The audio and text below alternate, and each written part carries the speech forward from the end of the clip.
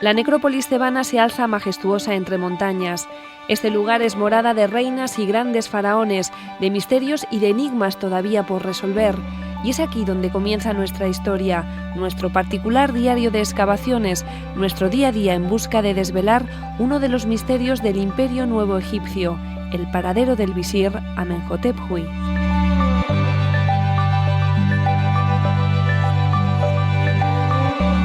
Hay quienes son protagonistas de la historia y quienes se conforman con descubrirla. Yo soy uno de ellos, de los descubridores, o al menos de los que se entusiasman con ser testigo de las revelaciones más apasionantes del mundo egipcio. Quiero estar en primera línea cuando se descubra la verdad de lo que pasó en uno de los periodos más convulsos del Imperio Nuevo Egipcio. Por eso formo parte del equipo de excavaciones del Instituto de Estudios del Antiguo Egipto y para nosotros, hoy, es un día importante. Partimos desde Madrid hasta Luxor, la antigua Tebas, para iniciar nuestra cuarta campaña de excavaciones financiada en su mayor parte por la Fundación Gaselec de Melilla. Mientras sobrevolamos suelo egipcio, empiezo a identificar las maravillas que nos esperan en Luxor, entre Deir el-Bahari y las tumbas de los nobles. Y es precisamente en esta necrópolis donde se encuentra la tumba que está siendo objeto de nuestra investigación desde hace 4 años, la tumba del visir Amenhotep Hui.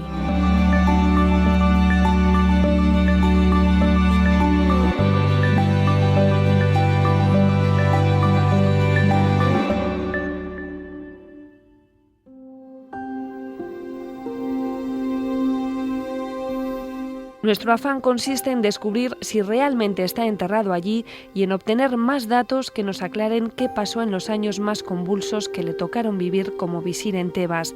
5 años en los que una revuelta de tintes políticos y religiosos enfrentó a sacerdotes, nobles y visires contra la familia real, encabezada por el faraón Amenhotep III y posteriormente por su hijo Amenhotep IV, más tarde Ajenatón, empeñados ambos en instaurar una nueva corriente religiosa basada en la devoción a un solo dios, el dios solar Atón. Pero ya habrá tiempo de explicar las causas de esta revuelta que intentó borrar la memoria de aquellos que se opusieron al monoteísmo, como lo hizo en su día Amenhotep Hui, porque después de los nervios previos al viaje, toca relajarse en la primera cena en suelo egipcio, en el que será nuestro hogar en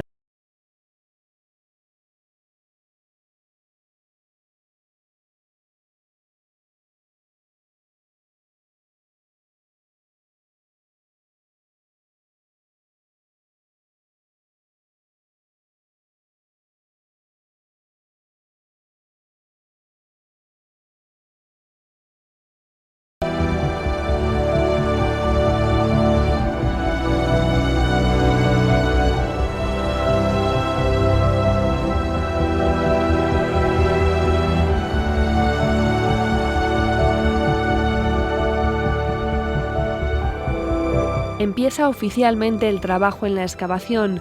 Hoy, al desayunar y preparar la mochila, todos mostrábamos una sonrisa de complicidad a pesar de habernos levantado a las 5:15 de la madrugada.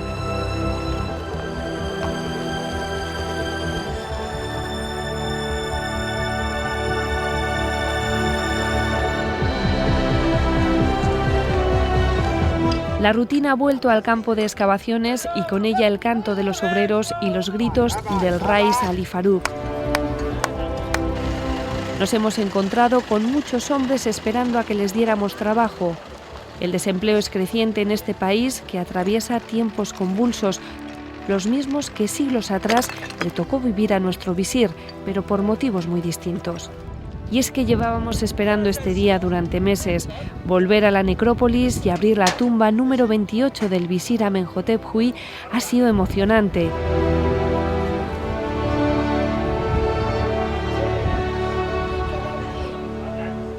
Francisco Martín Valentín y Teresa Bedman, los dos alma mater del equipo, no ocultaban su entusiasmo al comprobar que, pese a las revueltas de la primavera árabe en el país, la tumba ha permanecido intacta y sellada, tal y como se dejó el año pasado.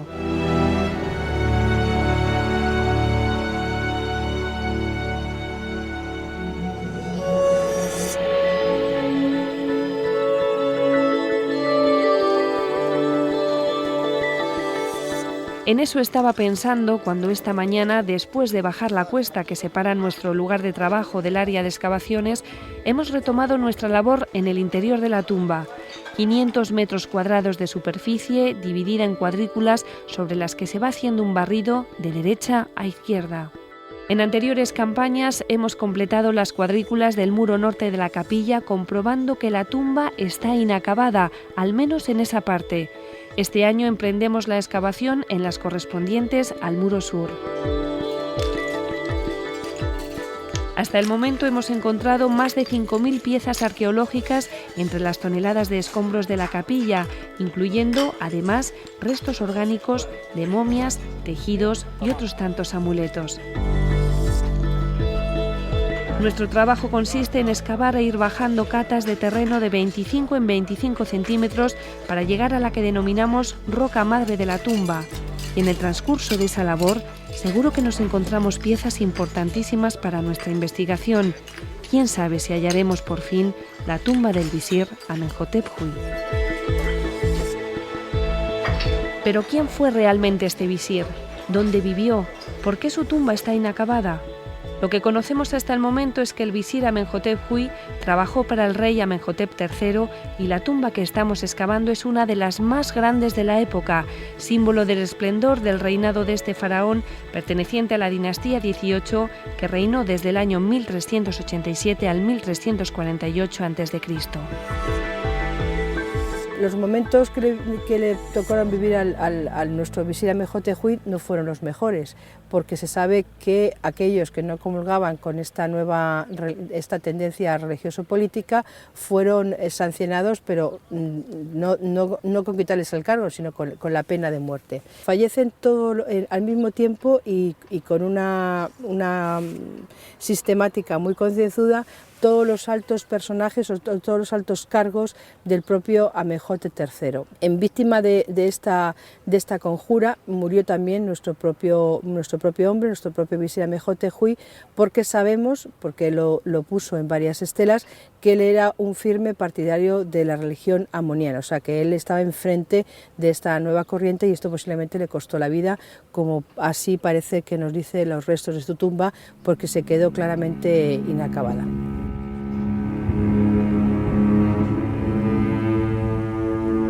El visir sufrió persecución en vida y todo parece indicar que también después de su muerte, y ello por orden de Ajenatón, quien mandó destruir la memoria de todos aquellos que se oponían a la nueva corriente religiosa atoniana.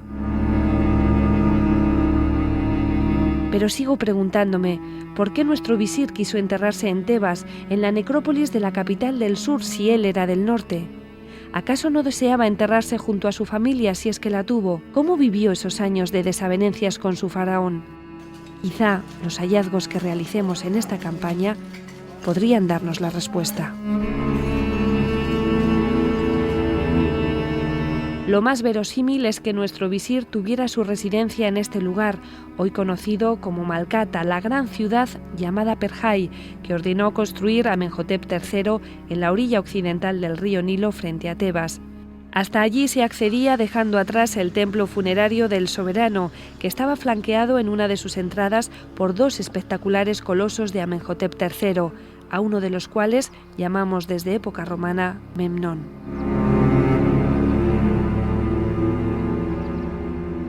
Malkata es una de las zonas arqueológicas más importantes todavía vírgenes en Egipto. Significa en árabe el sitio donde se encuentran cosas, puesto que esta fue la ciudad que ordenó construir Amenhotep III, probablemente en primera ocasión en el año 8 de su reinado y seguramente rehecha en el año 30 de su reinado con motivo del jubileo, fiesta Jebsed, que trataba de celebrar los 30 años del rey en el trono, pero además devolverle la fuerza y el vigor para poder seguir reinando muchos años más en Egipto. La ciudad de Malkata fue un sitio que reflejó todo el esplendor del reinado de Amenhotep III. Durante esa época, Egipto alcanzó su máxima fuerza en todo el mundo oriental conocido entonces. Llegó por el sur hasta la Cuarta Catarata, y llegó por el este hasta prácticamente conquistar todo el pasillo sirio y hacer contacto con el creciente reino de los hititas, que sería uno de sus enemigos más grandes, pero para hacer alianzas con el reino de Mitanni también. Esta gran ciudad es un gran ejemplo de lo que pudo haber sido o de lo que fue el reinado de Amenhotep III. Y sin ir más lejos, nuestra tumba es uno de los reflejos del poderío del monarca en aquella época, porque su visir se construyó, Amenhotep Hui, o intentó o empezó a hacer una de las tumbas más grandes del Imperio Nuevo en la necrópolis tebana. Estamos en Perhai. Esta ciudad de 225.000 metros cuadrados fue mandada a construir por Amenhotep III a partir del año 8 de su reinado. Ahora mismo nos encontramos en un palacio donde podemos ver una serie de columnas y una serie de habitaciones que debieron de pertenecer a las dependencias del rey, y posiblemente anexo a él estaría también el palacio de la gran esposa real, la reina Tiyi. Hemos de imaginar que en este gran recinto estarían las dependencias de los nobles de Amenhotep III y la gran cantidad de sirvientes que aquí habitarían.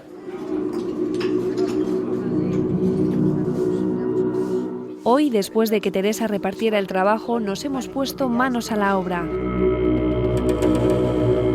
Hemos estado excavando en las cuadrículas L2 a J2 de la capilla en la zona sur, donde teóricamente se encuentra la rampa de descenso a la cámara funeraria del visir, una rampa que tendría forma de túnel que descendería y se curvaría hasta llegar a la tumba.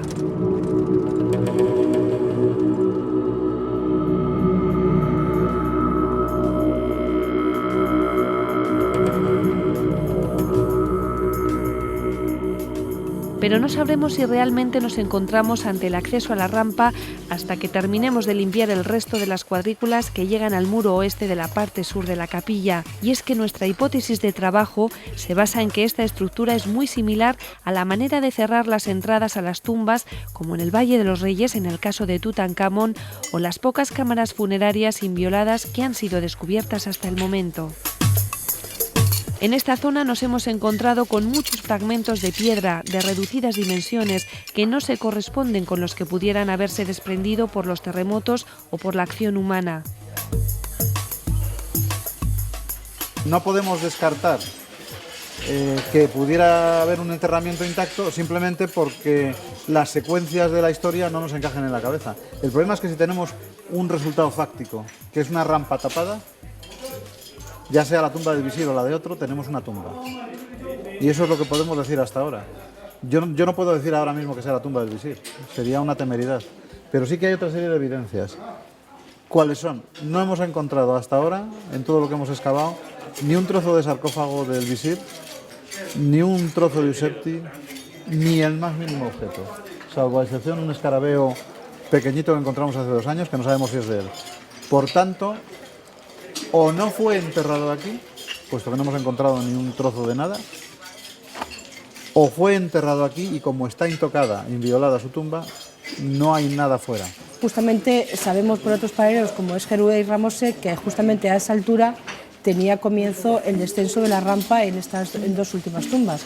O sea que al ser esta coetánea de ambos personajes, pues resulta muy curioso que esta amalgama de roca con argamasa esté justamente también en el mismo sitio. A lo mejor simplemente es una casualidad, tenemos que seguir bajando y tenemos que seguir limpiando en las zonas siguientes para atestiguar que esto es correcto y es así.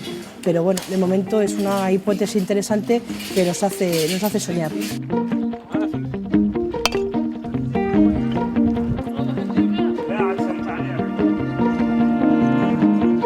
Y mientras intentamos desvelar el misterio de la rampa que conduce a la cámara funeraria del visir, el terreno nos sorprende con nuevos tesoros arqueológicos, en este caso de otro personaje que creemos está enterrado en esta tumba, a juzgar por los hallazgos que nos estamos encontrando.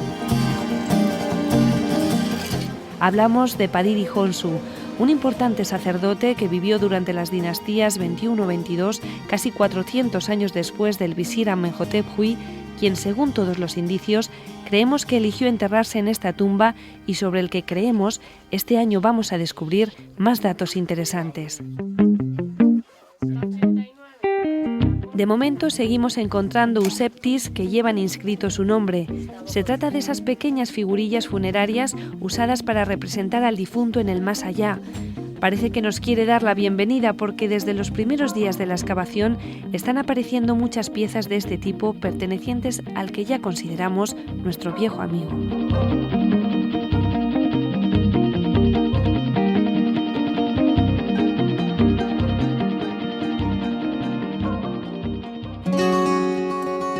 Hoy ha sido un día largo.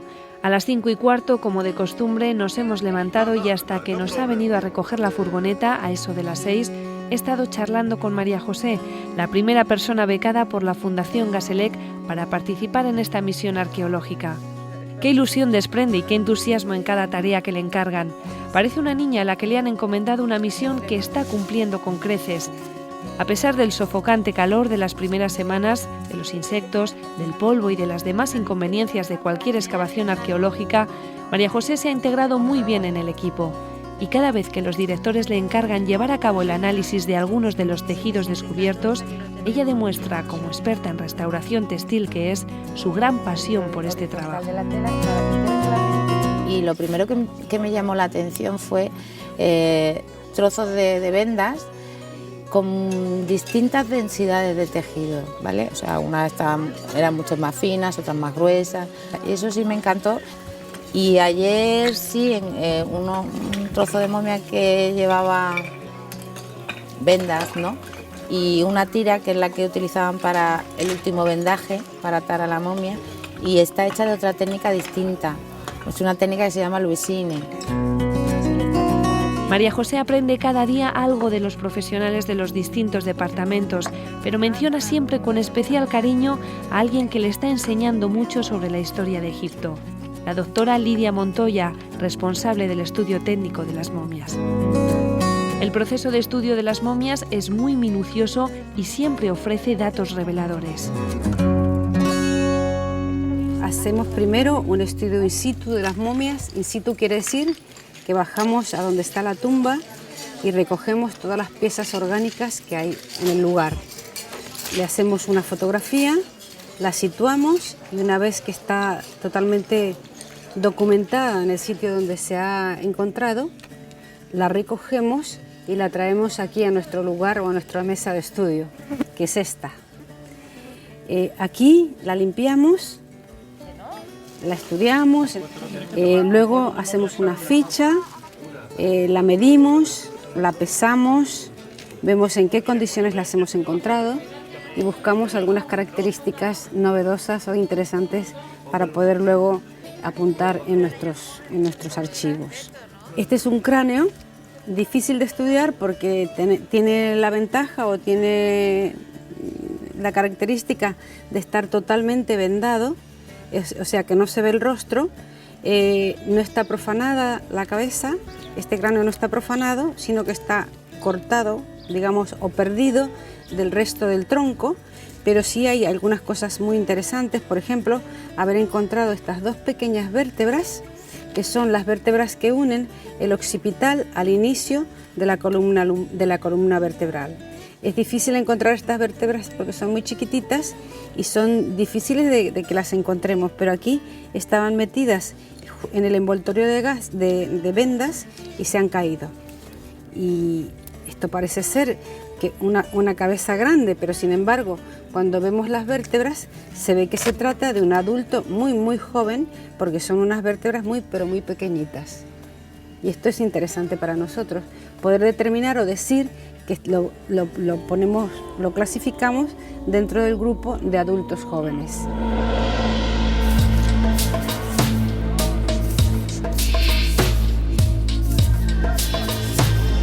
Hoy ha sido un día agotador. El calor no nos ha dado tregua. A las 6:30 de la mañana el termómetro marcaba 34 grados y a medida que avanzaba el día ha alcanzado los 45. A veces cuesta respirar, y más aún en el interior de la tumba. Hoy hasta los obreros estaban más aletargados a causa de las altas temperaturas, casi ni se inmutaban al escuchar los enérgicos gritos del Rais pasando lista y supervisando su labor. La cadena humana que forman estos hombres simboliza la importancia del trabajo en equipo, un mosaico en el que cada pieza y cada tarea es imprescindible para desentrañar con acierto la historia que encierra la tumba, Todos ellos colaboran con nosotros en el trabajo de desescombro en el interior de la capilla, una labor centrada en separar los objetos grandes del resto. Pero también en el exterior realizan una importante labor de cribado con los objetos más pequeños que son susceptibles de tener algún valor. El trabajo en el tamiz precisa una gran atención, agudeza visual y experiencia por parte de quien lo realiza. No en vano, también en esta tarea se pueden encontrar objetos que posteriormente pueden ser relevantes para la investigación.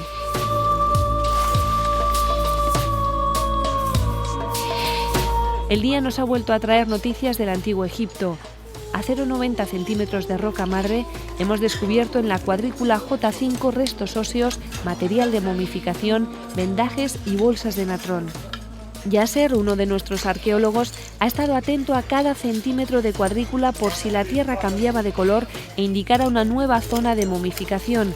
Y es que ya se han encontrado 4 puntos diferentes de momificación en el interior de esta capilla, llena de tesoros arqueológicos. El balance no puede ser más positivo.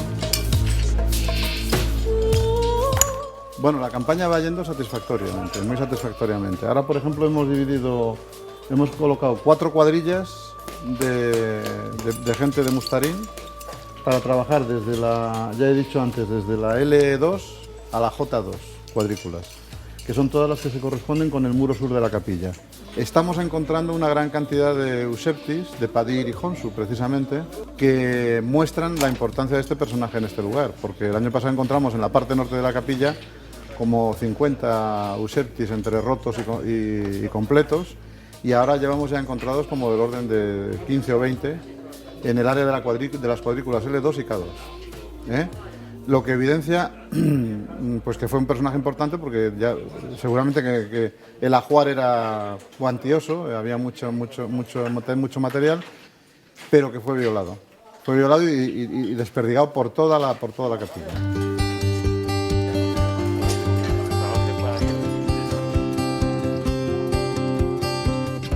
Este año no estamos obteniendo la abundancia de piezas del año pasado, más bien fragmentos de roca irregulares procedentes de la erosión o por la acción humana. Y en medio de esos fragmentos desperdigados por la capilla se erigen las 2 únicas columnas de caliza que, pese a haber sido también atacadas, permanecen en pie. Los técnicos del equipo aseguran que desde un punto de vista arquitectónico son columnas no destinadas en principio a soportar el techo, porque el capitel está esculpido en la roca. Se tratarían, por tanto, de esculturas con un gran simbolismo tanto por su número como por su estructura. Y es que son 30 columnas, un número que coincide con los 30 primeros años del reinado de Amenhotep III y, por tanto, con la celebración de su primer jubileo. Y por otra parte, la forma papiriforme de las columnas simboliza los ciclos de la naturaleza, tan importantes para los egipcios. Una muestra del crecimiento y evolución que finalmente termina con la resurrección. Estas columnas son, por tanto, un auténtico símbolo de la vida después de la muerte. Y precisamente la tipología de estas columnas nos revela que esta tumba fue la primera de la época que se utilizó como templo. Es una de las hipótesis que maneja Francisco, ya que esta capilla funeraria estaba destinada a rendir culto a la nueva deidad que encarnaba Amenhotep III en la tierra, convertido en el dios solar Atón.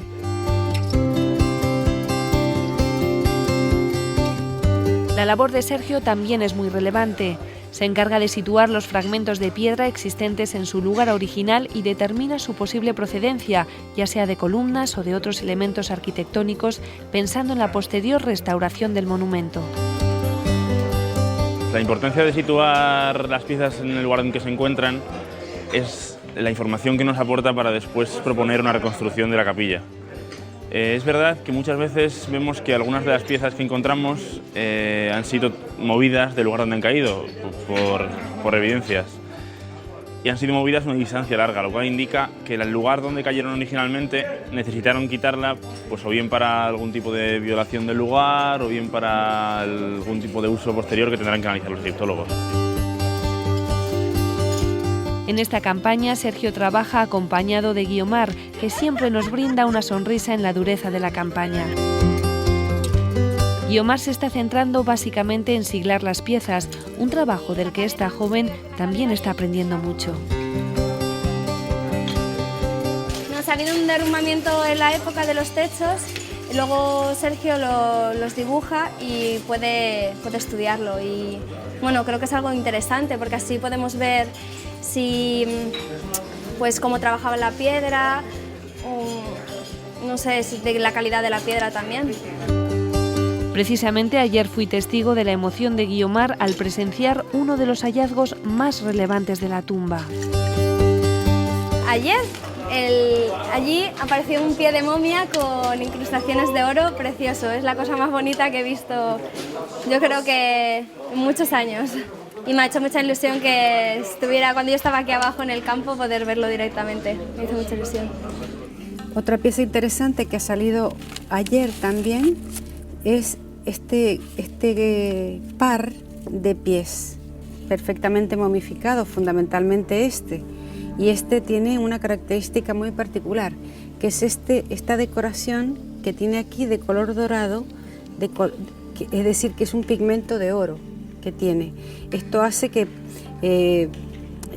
podamos catalogar este resto de momia a un personaje de un nivel alto que tiene poder o tiene capacidad para poder ponerse esta decoración de oro.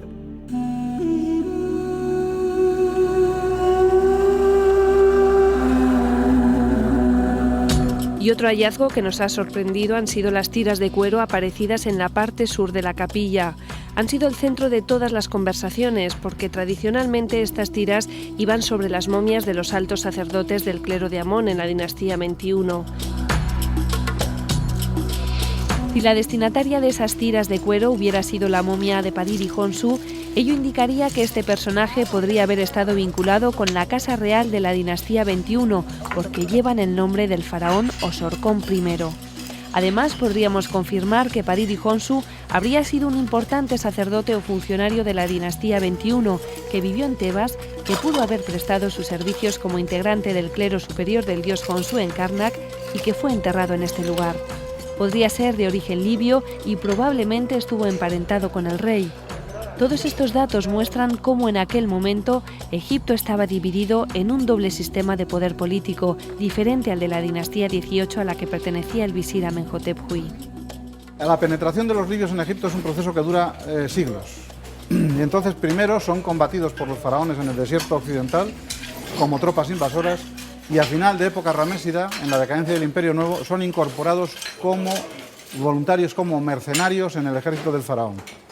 De ahí pasan a tener el poder militar y en un momento determinado, cuando el Imperio Nuevo cae, cuando se quiebra, cuando viene el tercer periodo intermedio, se establece una especie de sistema feudal anárquico en el cual los grandes militares libios, los jefes de los Mashawash, que eran el título que llevaban ellos se llamaban Mashawash en Libia, cogen el poder en las ciudades y se hacen sumos sacerdotes locales del dios local y a su vez son generales jefes de las milicias libias que forman parte del ejército del faraón.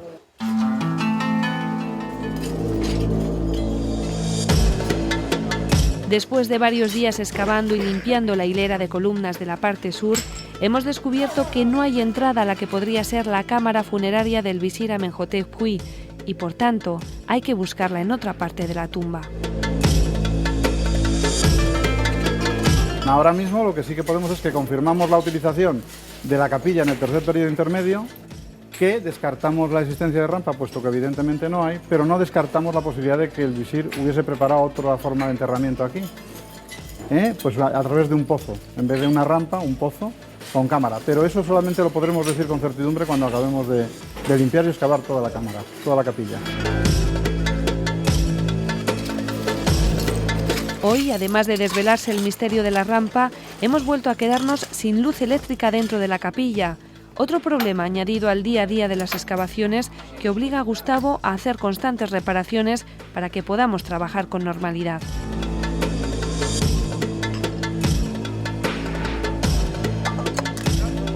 Esta mañana, durante el fatur o breve descanso matinal para hacer un frugal desayuno, me he sentado un rato a observar a Paloma y Ahmed.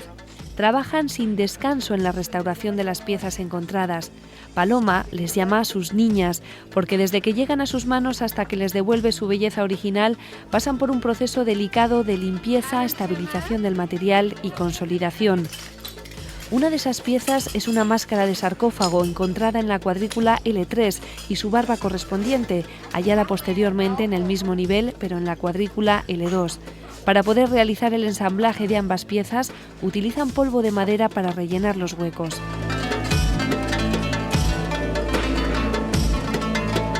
Y muy cerca de esta máscara también ha sido descubierto un papiro de gran valor y muy delicado, porque se puede romper al tocarlo. Por eso es imprescindible humidificarlo ligeramente para devolver la elasticidad a sus fibras vegetales, hoy muy frágiles después de milenios entre polvo. Estamos interviniendo un fragmento de papiro que se encontró ayer, día 25 de noviembre. Tiene inscripciones hieráticas y estamos tratando de devolverlo a un soporte, a modificarlo para que quede en plano. Entonces Ahmed está poniendo una especie de soporte con papel libre de ácido, con papel japonés. Son como unos refuerzos por la parte posterior. Entonces se hizo un gel con carboximetilcelulosa, que es también fibra de papel, y se está haciendo esta especie de injerto para poderle rehumectar, poderlo rehidratar, porque está muy deshidratado. Nada más es devolverlo al estado plano para que podamos unir los fragmentos y bueno, para poder facilitar la lectura a los epigrafistas. This one is determinative of men. And this one, you see, go in the same way, always. You see? This, like this. This is right.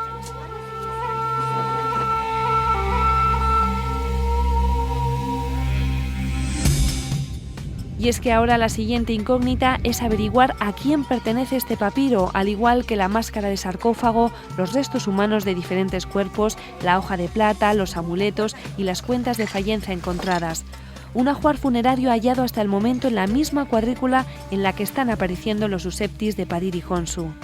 ¿Será suyo y de sus familiares este material? ¿Corresponderá a otro personaje que todavía está por descubrir y que también está enterrado en esta tumba? Ese es nuestro reto.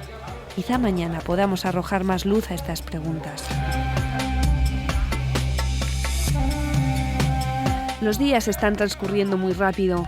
Ya estamos a mitad de noviembre y de forma paralela a las excavaciones estamos viviendo momentos importantes más allá de los hallazgos arqueológicos. Por una parte, gracias a la Fundación Gaselec, podremos seguir perpetuando esta misión arqueológica en la tumba del visir Amenhotep Hui. Esta entidad melillense, liderada por Gustavo Cabanillas, ha financiado mayoritariamente estas excavaciones en una apuesta sin precedentes por el proyecto del Instituto de Estudios del Antiguo Egipto y, por ende, en una firme apuesta por la cultura. Para mí este día es mucho más que la renovación del convenio, es, digamos, la confirmación de la confianza y de la comprensión profunda de lo que aquí estamos haciendo, para qué lo estamos haciendo y por qué lo estamos haciendo. Y eso lo hace la Fundación Gaselec a través tuya. Nosotros efectivamente estamos muy orgullosos de representar en esta medida a la ciudad de Melilla. Este año específicamente porque además hemos traído una becaria de la ciudad y esperamos incrementar el número de becarios de la ciudad de Melilla a través de Gaselec. Esta rúbrica ha coincidido con el que para mí ha sido uno de los acontecimientos más importantes, la celebración del 90 aniversario del descubrimiento y apertura de la tumba de Tutankamón por Howard Carter y Lord Carnarvon, el mayor descubrimiento arqueológico de la humanidad por ser una tumba real intacta que contenía tesoros de gran valor. Todo un hito histórico que todavía no se ha repetido y me permite soñar que a lo mejor esta tumba nos reserve un momento parecido.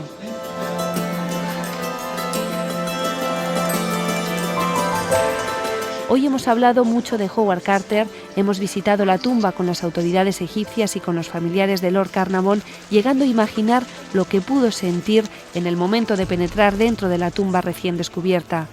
Qué grande debió ser la repercusión de este descubrimiento para Carter. ¿Qué hubo de cierto en la llamada maldición de los faraones, en realidad un mito creado a partir de la envidia y la codicia? Y es que, según Francisco, a Carter, que murió en soledad, no se le perdonó este descubrimiento, y fue de sus propios colegas de quienes recibió los peores ataques. Existe una historia terrible que habla, porque Howard Carter era un hombre sin formación académica, era hijo de un pintor y él mismo empezó su carrera en la arqueología en Egipto pues como un trabajador más y hacía dibujos, era dibujante.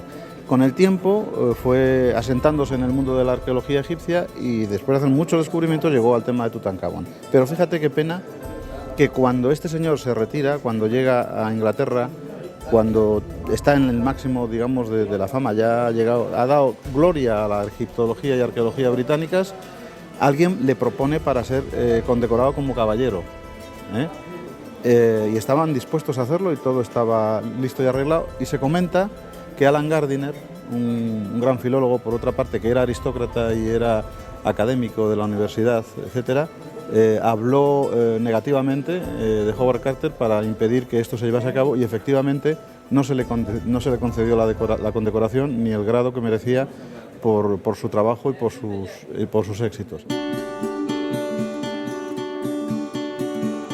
Hoy me he detenido frente a la explanada de cerámica que no se ha podido recomponer por estar descontextualizada. Más de 5.000 piezas correspondientes a distintas épocas encontradas en diferentes campañas.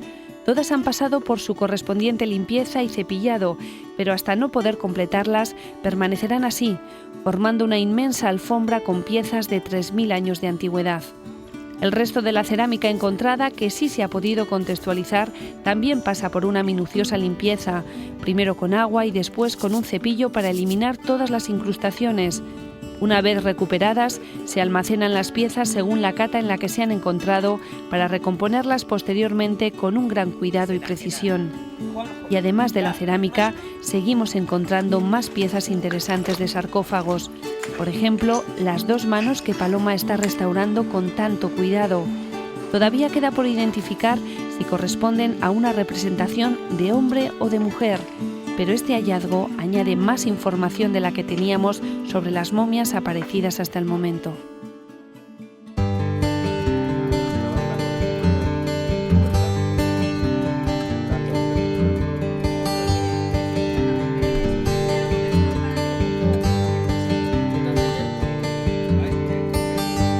La puesta en común y el balance posterior a la jornada laboral es uno de los momentos que más me gustan.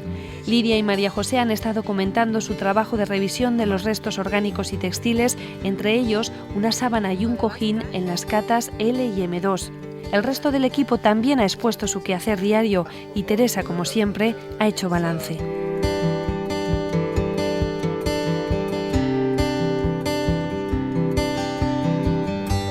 Ya estamos a 0,60 de roca madre en casi toda la excavación y eso ya estamos a un nivel donde se están encontrando cosas muy importantes. Este año nos ha salido material con cartuchos reales, de Orsocón I, y del personaje posiblemente que era Paedili Honsu, un viejo conocido nuestro, donde nos ha salido muchísimos más sus septis y posiblemente su momia y parte de su ajuar funerario. Y realmente, bueno, estamos contentos con el trabajo, pero nos hubiera gustado ir mucho más rápidos, pero bueno, no puede ser y el terreno de la excavación manda y es lo que tenemos que hacer. La metodología no la podemos saltar.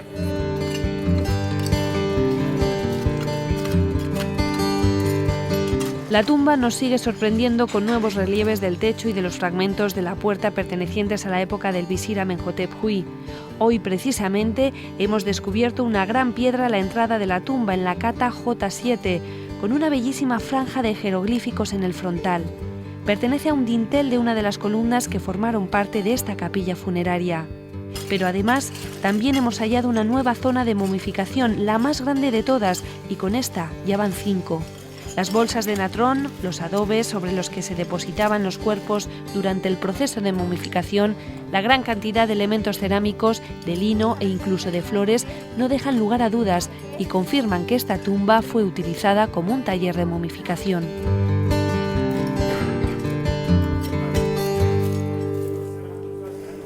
Aquí tenemos un resto de lo que pudieron ser las flores que acompañaban a los difuntos y que se depositaban encima de los sarcófagos.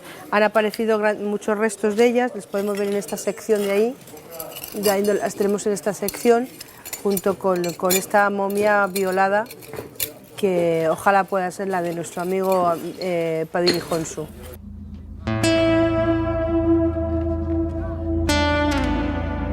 Seguimos pensando que Padiri Honsu está muy cerca. Ojalá que nuestro visir también. Mientras intentamos despejar estas incógnitas, se suceden las visitas a la tumba, visitas como la del secretario de Estado de Antigüedades, el doctor Mohamed El Biali, máximo responsable de todas las antigüedades de Egipto. El Biali, conocedor de nuestro trabajo, siempre nos ha agradecido nuestra labor por salvaguardar el patrimonio de Egipto.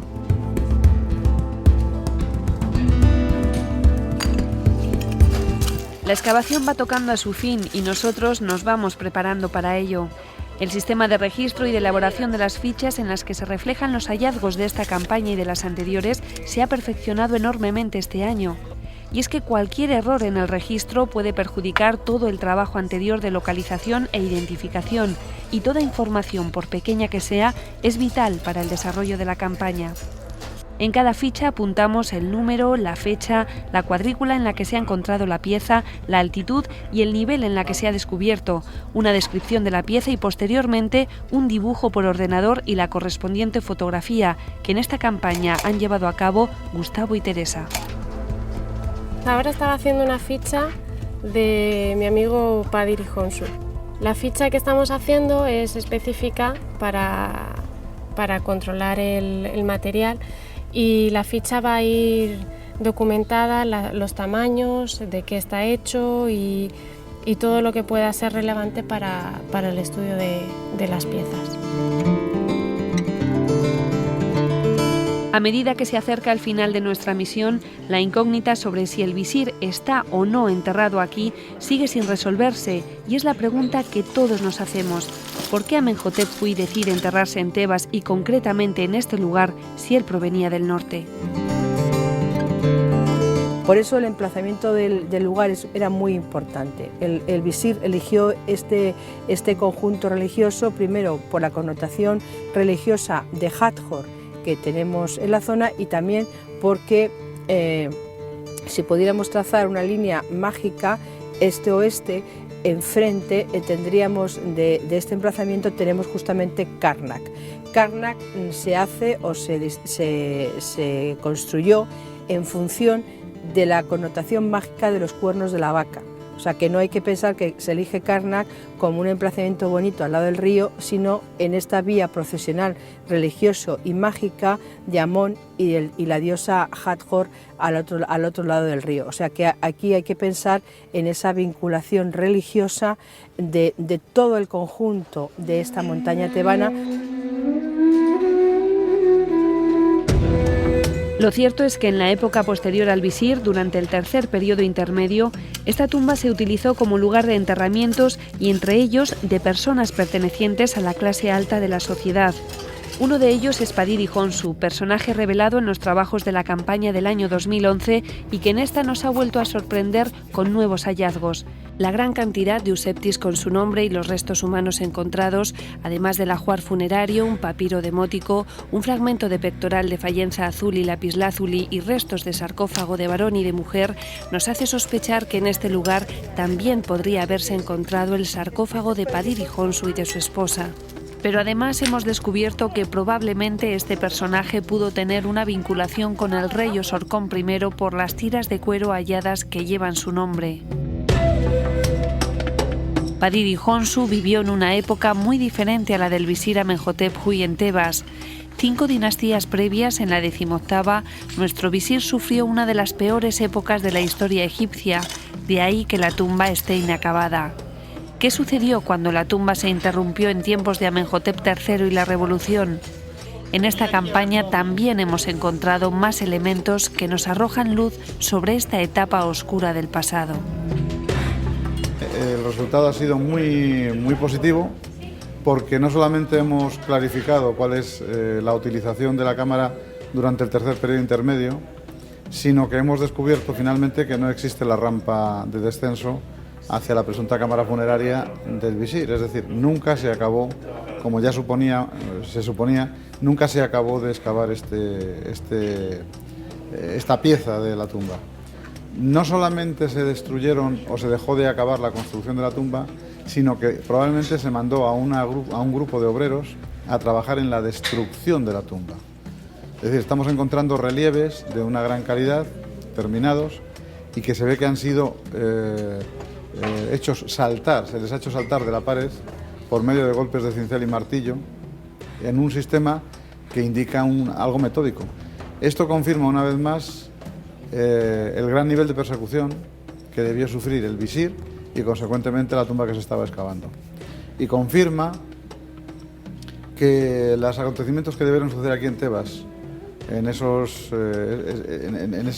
ese año 5 de Amenhotep IV, justo antes de cambiar su nombre por Ajenatón y marcharse a Marna, debieron ser muy duros y muy terribles.